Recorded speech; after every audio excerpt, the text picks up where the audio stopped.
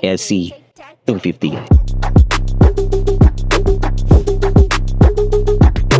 Titignan natin kung worth it ba yung 4.8 million plus additional na premium kasi nga, alam niyo naman, coming from outside, parang ang liit niya tignan. Pero ngayon, parang malaki siya. Malaki.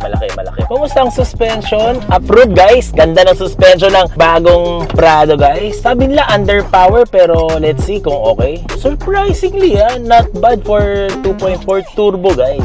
Ganda ng shifting. Parang ang shifting niya yung parang mga bagong Yaris na ngayon. Tutig na 510 tayo. Ganda yung maluwag. Ibang-iba talaga yung variant LC300 at saka Prado. Though parang same size sila, same haba sila, ganyan. For me, meron silang kanya-kanyang characteristics. LC300 kasi it's good for parang mga titos. Personal opinion lang. Pero ito, parang ito yung mga age natin.